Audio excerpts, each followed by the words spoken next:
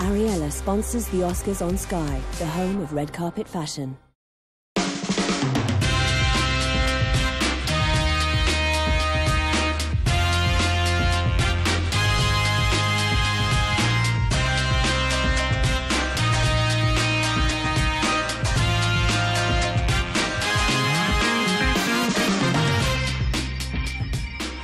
Hello, you're watching a special edition of Entertainment Week. We're in LA on the biggest weekend in the movie calendar, the Oscars. Coming up on the show, we'll be discussing all the nominees with our film critics and giving our tips and predictions. The director of Selma, Ava DuVernay, gives her opinion on the controversy surrounding the movie's snubs. We hear from some of the Brits hoping for success. And we'll be giving you a tour of the hottest spot in Hollywood, the Oscars red carpet. Welcome to an Entertainment Week special from the rooftop of the Andaz Hotel in Los Angeles, the city where countless hopefuls come to make their dreams of stardom come true. This weekend, Tinseltown is celebrating those who've made it, the nominees for this year's 87th Academy Awards. In a moment, we'll be giving our verdict, but first, let's have a look at the first 4 movies up for Best Picture. If you reverse time, then the universe is getting smaller. All right. What if I reverse the process all the way back to see what happened at the beginning of time itself? Wind back the clock. Wind back the clock. It's the greatest encryption device in history. The Germans use it for all major communications. Everyone thinks Enigma is unbreakable. Let me try, and we'll know for sure.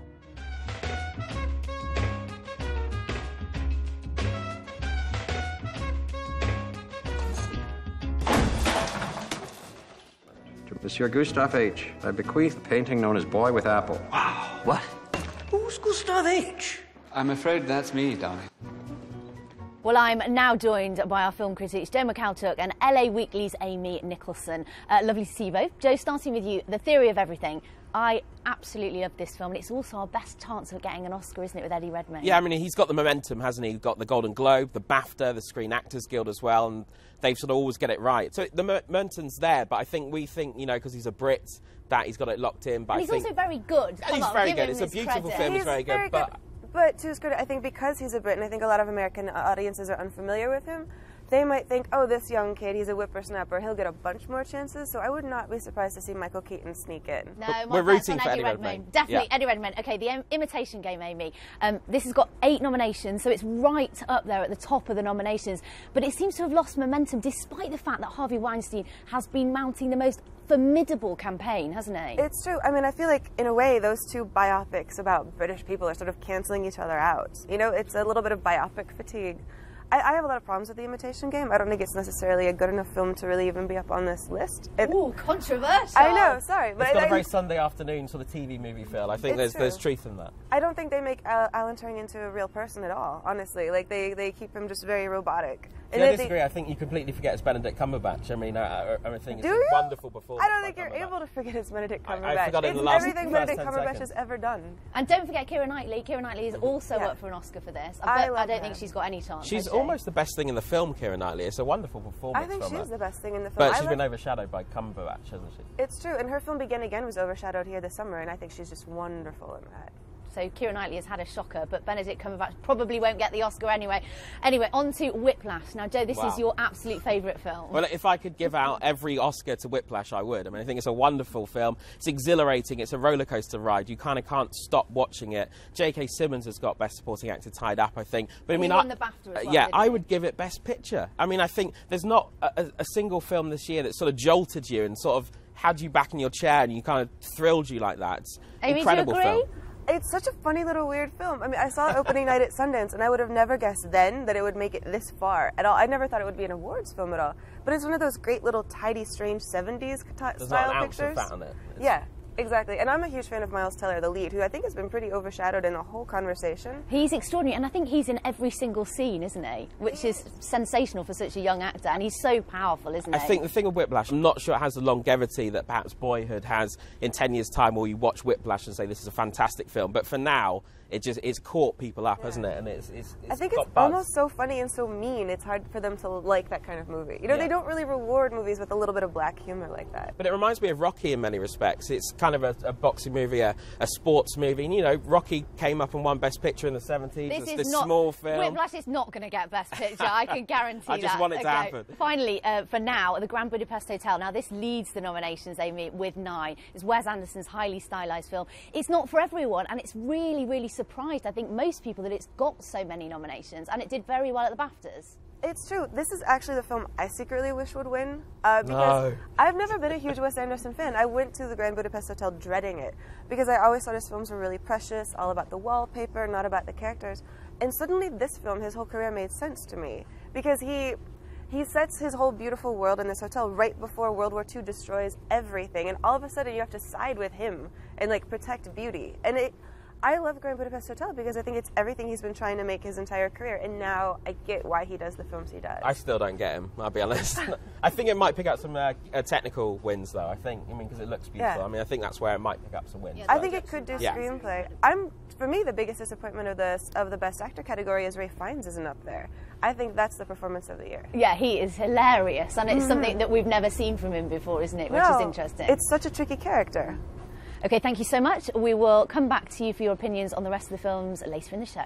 One of the most talked about films this awards season has been the Martin Luther King biopic Selma, but perhaps more so for its lack of nominations. The Academy's failure to recognise the performance of British actor David Oyelowo opened up a debate about a lack of diversity in the film industry. Director Ava DuVernay spoke to Sky's LaQuessa Barak. What I do know is he's non-violent. What I need to know right now, what's Martin Luther King about to do next? It's about the power of people. It's about the black citizens in the Deep South who put their livelihood and their lives at risk for voting rights that we all enjoy in the United States. And so it felt wrong to just have them talked about and not see them. It felt wrong to have King on a pedestal and not show the other leaders of the movement who did amazing, amazing, deeply rooted work. So it felt wrong to not have women of the movement included in a very, robust and meaningful way. So these were all things that I was concerned with, and luckily as the director I get to make the decision about what's in and what's out, and I'm glad that we, were able to take a more comprehensive approach to this really pivotal time in history. 2 nominations, fantastic nominations, but people have said you deserved more. I think it's lovely that people think we deserve more. I mean, it doesn't really bother me like it bothers everyone else. It really doesn't. I wasn't expecting anything for myself. I think David gave. I know that David Oyelowo gave one of the best performances of the year. I think it's really too bad and that he's not included as one of the 5 that are amplified to the Oscars, but it takes nothing away from the work that he did, not one thing. So we were nominated in some categories and we weren't in others. Do you think the reason for all this is slightly deeper in terms of what is going on with diversity within the Oscars? The problem is systemic. It's not about one film. My question would be, why was Selma the only film with people of color that was even in the running? That's a problem. That's the problem. That there was only one, and when that one didn't make it, that there was nothing else there on the landscape to kind of, diversify the cinematic image of, what's supposed to be excellence in the cinematic image for the year. That is really disconcerting. So how do you solve it then?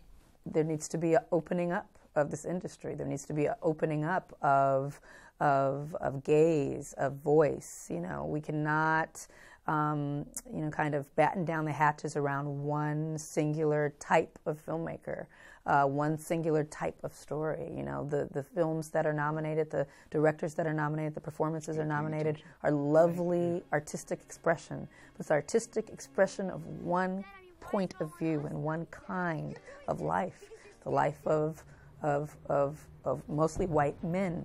And so women need to be in the mix as filmmakers, as storytellers, as the centers of their own story. People of color must be in the mix in the same way. And until that happens, then you keep having these conversations that are really very surface around one film that doesn't make it around 1 year. And we get distracted by that when that's so not the point. The point is that this is a systemic issue. It's industry-wide. It's decades old. And I hope that, my prayer is that this talk around Selma and inclusion and exclusion and representation and diversity really triggers true change and not just sound bites. Some of Britain's finest on-screen talent are in the Oscars race, but it's behind the scenes where we're really thriving. With a raft of nominations, it's a golden year for the best of British. Behind the headline-grabbing on-screen talent of this year's Oscar nominees, there are hundreds of people excelling in technical brilliance. Visual effects, hair and makeup, music and production design, often taken for granted, but vital to the movie-making process. We used to look up in the sky and wonder at our place in the stars. Paul Franklin has already won an Oscar, and he's been nominated again for the visual effects he produced for Christopher Nolan's Interstellar. Any movie is a collaboration of all sorts of different skills and talents, and in the case of Interstellar, visual effects is very much part of that process. It's at the heart of the storytelling, and I think we created some very unusual imagery. We worked very, very hard to give everything a level of reality and believability in what is really quite a fantastic story. Film is not just about what we see, it's also about what we hear, with the soundtrack of a movie another tool in telling the story. Gary Yershon has been recognised for his score on Mike Leigh's Mr. Turner. Mr. Turner seems to have taken leave of form altogether. Our silences and our choice not to use music was as significant, as important, as considered as when we use music. And Mike liberated space for the music to have quite a powerful impact, which I think is how it got recognised and listened to. Take your hands off my lobby boy! Wes Anderson's The Grand Budapest Hotel tops the list of nominated films with a total of 9 Oscars. The cast's hair and makeup were an essential part of creating his hyper-stylised look. Gustav, who's this one, he only loves women that are blonde. Hence we wanted Rafe to have a slightly gold tinge to his hair. And that was down to Frances Hannon. My feeling on film, whatever you're doing, is less is more. If you're distracted by it, then there's something not quite right, it isn't sitting well. But if it's invisible, but there still gives a feeling of the period or the character, or whatever it is you're trying to portray, then you've got it right. The skills, however, Britain boasts are far from invisible, and that talent combined with attractive tax breaks means more movies than ever are being based here. Coming up, Oscars on a shoestring, the British filmmaker hitting the big time on a budget. And we'll have a guided tour of the hottest red carpet in the world.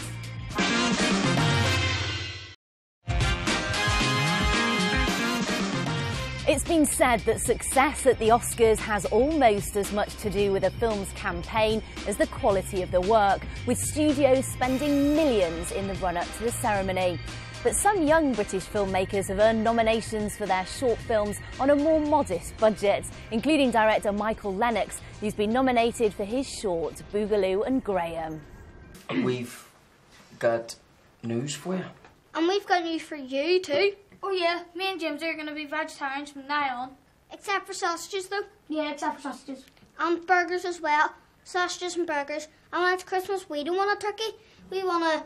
What is it, St. Malky? A nut roast. Aye, we want a nut roast. You want a nut roast for Christmas? Is that all right with you, love? And Michael joins me now. Michael, lovely to see you, and congratulations on your nomination. No, thank you very much. What was it like, that moment where you found out that you had been nominated? It's completely surreal. Well, you know, you make films and you make jokes. Do you know what I mean? Oh, someday we'll be at the Oscars, and, you know, and all of a sudden... You know, it's reality, because first of all you get an email from the Oscars and you think it's junk mail. You think someone's playing this practical sick joke on you, and then you're sort of Googling going, is this true? You know, and it was true, and we're just sitting there going, this is pretty amazing. We're here in Hollywood. There are so many big budget movies, so many big budget campaigns. What's it like working with not very much money and no campaign behind you? Well, it's a lot of fun because you have to think and be, creative. How can we, promote the film, slightly differently? So we've tried to use online social network, and we've made sort of numerous videos to try and, promote the film, because you can't compete with 30 million budget. They spend 30 million quid on a movie. We'd love 30 million quid to make a movie, and they spend it on PR. It's a pretty amazing, but it's a pretty amazing world over here just to see how it all works. And for us to have our small Belfast chicken movie playing at the Academy Theatre the other day, we're just sitting there pinching ourselves, going, when are they going to kick us out? So you've won the BAFTA. How confident are you feeling about that Oscar?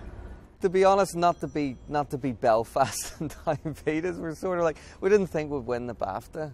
We thought they would go for more serious, stuff, but it's sort of, they seem to, like our film. But I think we're up there. I think we've got a good shot. I think I can have a wee bit of LA positivity and go, we've got a good shot. But there's so many great films, part of the category this year, and we're just happy to be there. Have I written the speech? Not yet. I'm taking my sister, to the Oscars, so it's a sort of special moment, for us. Do you know what I mean? That I can somehow bring my family in and the whole experience.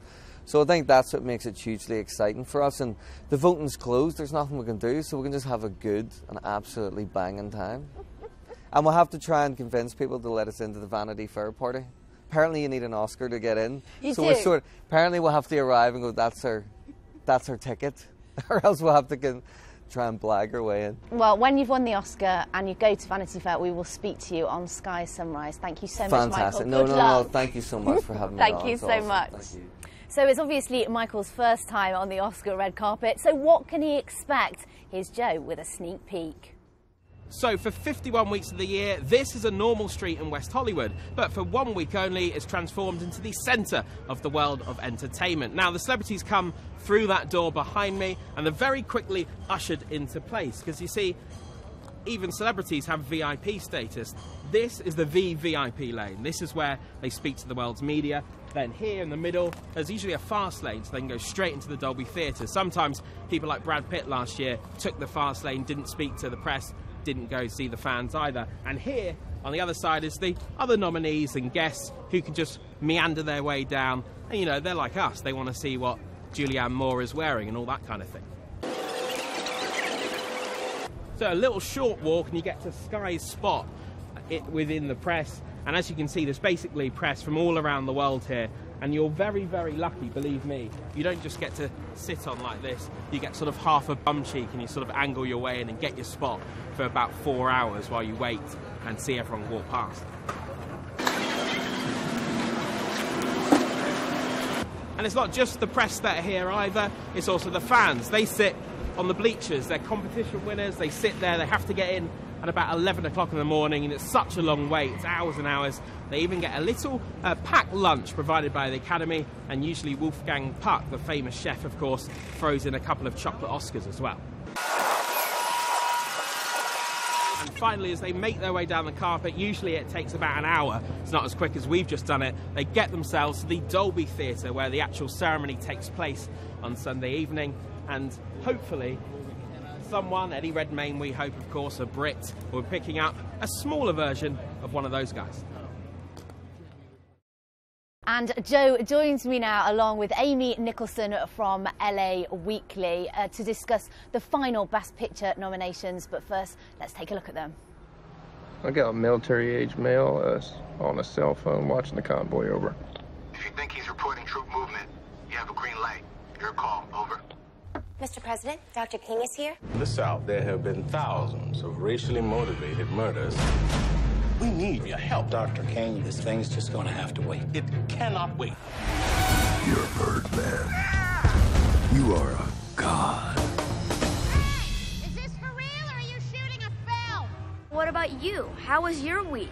Who do you hang out with? Do you have a girlfriend? What have you been up to? I see your point. Amy, first of all, American Sniper. So this has been the biggest box office hit of all of them, hasn't it? Especially here in the States. Very, very popular. Could it be a dark horse for Best Picture? You know, if you had said that to me 2 months ago, I would have thought, no way, that's impossible. But I do think the Academy is prone to wanting to reward things that they think have a cultural impact. And money speaks for a huge cultural impact.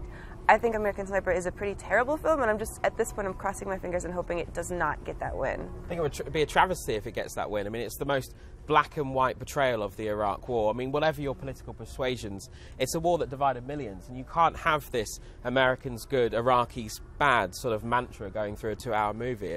It's a horrible film. It's jingoistic. It's some sort of recruitment video for the US military. I think you're very harsh on this film. I mean, outrageous. I think it first of all, it's a biopic. It's based on a true story. It's based on an American SEAL, and it is one point of view, even if you don't agree with it. The problem with Sniper is, even technically, it's a movie called American Sniper, and there's not even that much sniping. Clint Eastwood's like, oh, let's take him door to door. I mean, it's a bungled movie on every level. In many respects. And I think the fact that it is so black and white makes it dull. You need a bit of grey in there. I mean, I think it's a lazy piece of filmmaking from Clint Eastwood. Lazy? As well. Wow, Joe, that's really harsh. Okay, Selma. So the story about Selma has been all about the snubs, what it hasn't been nominated for. I think the biggest snub with Selma is the fact that David Oyelowo hasn't got a nod for Best Actor. I mean, the fact that he's there, Bradley Cooper is there, and David Oyelowo isn't, I think is a travesty.